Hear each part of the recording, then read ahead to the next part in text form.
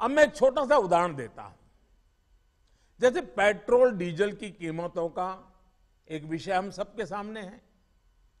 देशवासियों पर petrol diesel की बढ़ती कीमत का बोझ कम करने के लिए केंद्र सरकार ने एक्साइज ड्यूटी में कमी की थी। पिछले नवंबर महीने में कम की थी।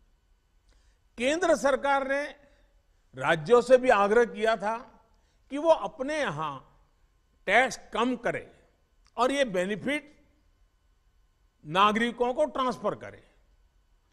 इसके बाद कुछ राज्यों ने तो भारत सरकार की इस भावना के अनुरूप यहां टैक्स कम कर दिया, लेकिन कुछ राज्यों द्वारा अपने राज्य के लोगों को इसका कोई लाभ नहीं दिया गया।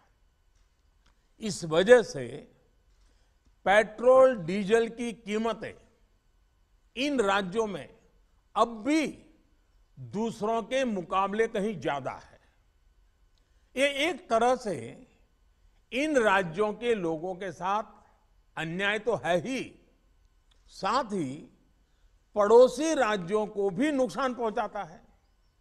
स्वाभाविक है कि जो राज्य टैक्स में कटौती करते हैं उन्हें राजस्व की हानि होती है। जैसे अगर कर्नाटका ने टैक्स में कटौती नहीं की होती तो उसे इन 6 महीनों में 5,000 करोड़ रुपए से ज्यादा का राजस्व मिलता। गुजरात ने भी टैक्स कम नहीं किया होता तो उसे भी 3,500-4 हजार करोड़ रुपए से ज्यादा का राजस्व और मिलता। लेकिन ऐसे कुछ राज्यों ने अपने नागरिकों की भलाई के लिए, अपने नागरिकों की को तकलीफ न हो इसलिए अपने वेट में, टैक्स में कमी की, पॉजिटिव कदम उठाए। वहीं गुजरात और कर्नाटक के पड़ोसी राज्यों ने टैक्स में कमी न करके इन 6 महीनों में 3,500 करोड़ रुपए से लेकर के 5-5.5 हजार करोड़ रुपए तक अतिरिक्त राजस्व कमा लिया। जैसा हम जानते हैं कि पिछले साल नवंबर महीने में वैट कम करने की बात की थी, सबको मैंने प्रार्थना की थी, लेकिन कई राज्य, मैं यहां किसी की आलोचना नहीं कर रहा हूं, मैं सिर्फ आपसे प्रार्थना कर रहा हूं, आपके राज्य के नागरिकों की भलाई के लिए प्रार्थना कर रहा हूं। अब जैसे उस समय 6 महीने पहले कुछ राज्यों ने बात को माना, कुछ राज्यों ने नहीं माना। अब कई राज्य जैसे महाराष्ट्र, पश्चिम बंगाल, तेलंगाना, आंध्र प्रदेश, तमिलनाडु, केरला, झारखंड, किसी न किसी कारण से उन्होंने इस बात को नहीं माना और उनके राज्य को, नागरिकों को बोझ कंटिन्यू रहा। मैं इस बात में नहीं जाऊंगा कि इस दौरान इन राज्यों ने कितना रेवेन्यू कमाया, लेकिन अब आपसे मेरी प्रार्थना है कि देश हित में आप पिछले नवंबर में जो करना था, 6 महीने डिले हो चुका है, अब भी आप अपने राज्य के नागरिकों को वैट कम करके इसका बेनिफिट पहुंचाइए। आप सब जानते हैं कि भारत सरकार के पास जो रेवेन्यू आता है उसका 42% तो राज्यों के ही पास चला जाता है। मेरा सभी राज्यों से आग्रह है कि वैश्विक संकट के इस समय में कोऑपरेटिव फेडरलिज्म की भावना पर चलते हुए एक टीम के रूप में हम सब मिलकर काम करें। अब मैं कई विषय हैं, बारीकी में नहीं जा रहा हूं, जैसे फर्टिलाइजर। आज हम तो फर्टिलाइजर पर दुनिया के देशों पर डिपेंडेंट है। कितना बड़ा संकट आया है, लगातार अनेक गुना सब्सिडी बढ़ रही है।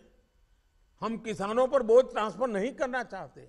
अब ऐसे संकट झेलने पड़ रहे हैं, तब मैं आप सबसे आग्रह करता हूं, प्रार्थना करता हूं कि आप अपने राज्य, अपने पड़ोसी राज्य, सभी देशवासियों के हित में उसकी सर्वोच्च प्राथमिकता दें। मैं एक और उदाहरण देता हूं। अब नवंबर में जो करना था नहीं किया, इसलिए पिछले 6 महीने में क्या हुआ है, आज चेन्नई में, तमिलनाडु में पेट्रोल करीब 111 रुपया के पास है, जयपुर में 118 से भी ज्यादा है, हैदराबाद में 119 से ज्यादा है, कोलकाता में 115 से ज्यादा है, मुंबई में 120 से ज्यादा है। और जिन्होंने कटौती की, मुंबई के ही बगल में दीव दमन में 102 रुपया है, मुंबई में 120, बगल में दीव दमन में 102 रुपया। अब कोलकाता में 115, लखनऊ में 105, हैदराबाद में 120 करीब करीब, जम्मू में 106, जयपुर में 118, गुवाहाटी में 105, गुड़गांव में 105 है, देहरादून छोटा राज्य हमारा उत्तराखंड 103 रुपया है।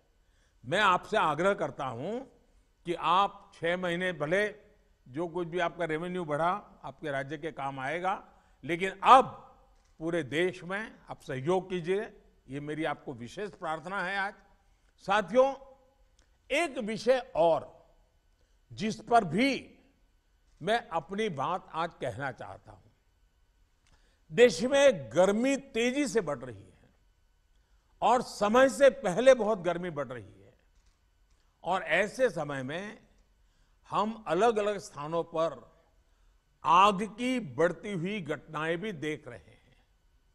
जंगलों में, महत्वपूर्ण इमारतों में, अस्पतालों में आग की कई घटनाएं बीते कुछ दिनों में हुई है।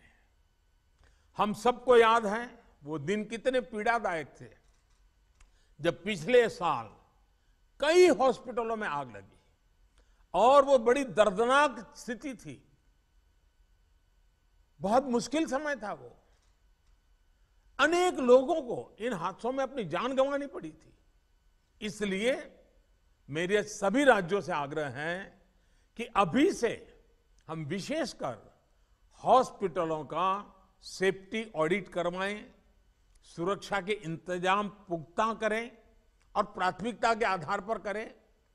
ऐसी घटनाओं से हम बच सके, ऐसी घटनाएं कम से कम हो, हमारा रिस्पांस टाइम भी कम से कम हो, जान माल की हानि ना हो, इसके लिए भी मैं आपको आग्रह करूंगा कि आप अपनी टीम को विशेष रूप से इस काम पर लगाइए और बिल्कुल मॉनिटरिंग कीजिए ताकि देश में कहीं हादसा न हो